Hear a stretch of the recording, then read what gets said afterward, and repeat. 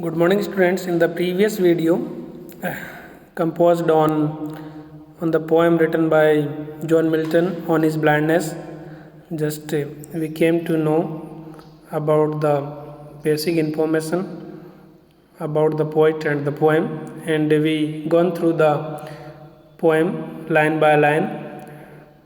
Now, in this video, we will know the technical issues, technical things just used in this poem. Before that, we will go through the recapitulation or the stanza wise summary. In the first stanza, John Milton, the poet, starts the poem with when. Thus, he introduces his ideas in the very beginning. According to him, he often thinks that half of his life or sight or intelligence has been spent in serving humanity, but now he has lost his eyesight, and so his other half life is dark now and wide, and is challenging as well. The one talent of writing which he had is useless now, because without eyesight he cannot write. Thus it is just a load from the God that has been bestowed on him. The poet laments over the loss of his eyesight and wonders what this talent means for him now, as without eyesight he cannot use it. So in the first stanza, the poet just proposed a problem, a question, that half of his life he used for the welfare of the human being. He served the man through writing, and he spent half of his life in a better way, in a good way. But this time he has lost his eyesight. So what about his half of the life, rest of his life? He is worrying about his rest of his life. He thinks that it will be a load for him from God's side, and it is challengeable for him to spend the life without eyesight. In the second stanza, we find that the lament of poet turns into a desire and wonder. He says that he desired to serve his Maker, but because of this blindness, he cannot do so. He wonders if God still wants to serve him in spite of the fact that his sight is gone. The poet says that this foolish thought often haunts him. As we know that Milton lost his eyesight at the age of 44, so at that point of life, he was just worrying that what will happen with his life. Half of his life he spent in a well manner, but what about rest of half life? So in the second stanza, he puts a desire in front of God. He says that I want to serve you, I want to write something for you, but his blindness doesn't allow him to do so. Because of his blindness, he can't do so.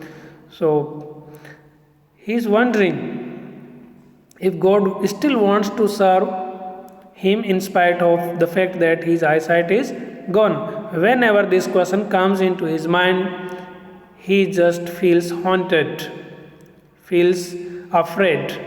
So in the first stanza, the poet proposed a problem that he has lost his eyesight. In the second stanza, the poet puts a desire that he wants to serve God the way he can, but due to his lost eyesight, he can't do so. So whenever this question comes into his mind, he just worry over it.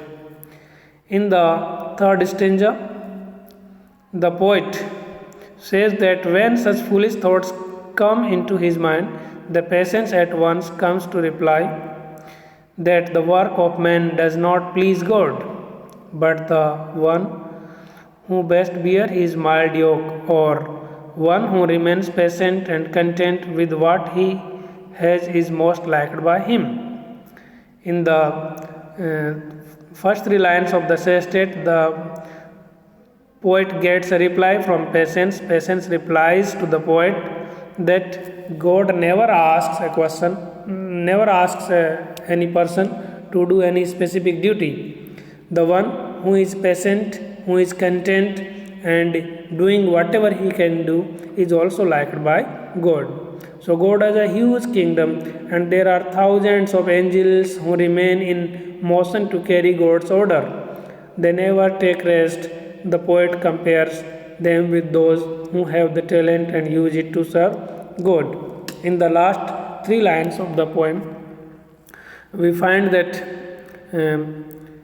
there are a number of creatures on the earth who are always busy in performing duties to God. So the people who has special talents are compared with those angels, those doers of God's duties. On the other hand, there are some other angels also who serve him just by standing and waiting before God. According to him, their service is all equally valuable to God as that of the first category of angels. So at the second time, it tells us that there are another category of angels, another category of people who can't do anything special for God, but they are still waiting for God's commands. They are still waiting by having patience in their heart. And in the same way, the first type of angels, first type of specific people, they are performing their duties towards God. In the same way, those who are standing and waiting for God's commands are also doing their duties towards God. The poet compares himself with the later angels who just keep patience. Thus, in the end, the poet is find himself content and satisfied. Now, let us move towards the technical issues, technical things used in the poem. The first figures of speech used in this poem. The poem On His Blindness, written by John Milton, has certain figures of speech used in it. The first one is pun. What is pun? Pun is a literary device which depicts two or more meanings of a single word or phrase. In this poem, there is a play on the word light. So pun is played on the word light. The word light has two meanings. The one meaning is the eyesight of one's eye, and the another one is life before getting blind. So the word light has two meanings. One meaning is the eyesight, another meaning is the life spent before getting blind. So the word is having two meanings, two different meanings. That is why it is the use of pun. Another figure of speech is personification. In the poem, patience replies to the poet, to the speaker. So patience is personified, having human characters. In the manner in which the humans respond to one another, in the same manner the patience here replies to the speaker, to the poet. That is why it is personified. Another one is alliteration. A number of times alliteration is used in the poem. The repetition of the initial consonant sound, days, dark, world, wide. In the days, the sound is there, dark, the, world, war, wide, war, my, more, my, maker, labor, light, patient, prevent, best, beer, serve, stand. So, a number of times the alliteration is used. The repetition of initial consonant sound is found in this poem. That is why there is a use of alliteration in this poem. The last one is hyperbole. It is an exaggerated statement, thousands at his bidding speed. The phrase that is written as thousands at his bidding speed is used as a hyperbole in this poem. The meter that is used in this poem, that is iambic pentameter. All the lines in this poem are written in iambic pentameter. In this meter, a line has 5 pairs of unstressed and stressed syllables, or a total of 10 syllables. The first 2 lines of the poem illustrated this pattern. When I consider how my life is spent. Here we find that there are 5 pairs of unstressed and stressed syllables. Half my days in this dark world and wide. So iambic pentameter is made up of 2 words, where pentameter is a combination of pent, which means 5, or meter, which means to measure. Iambic, on the other hand, is a metrical foot in poetry, in which a stressed syllable is followed by an unstressed syllable. It means iambic pentameter is a beat or foot that uses 10 syllables in each line. Simply, it is a rhythmic pattern comprising 5 iambs in each line, like 5 heartbeats.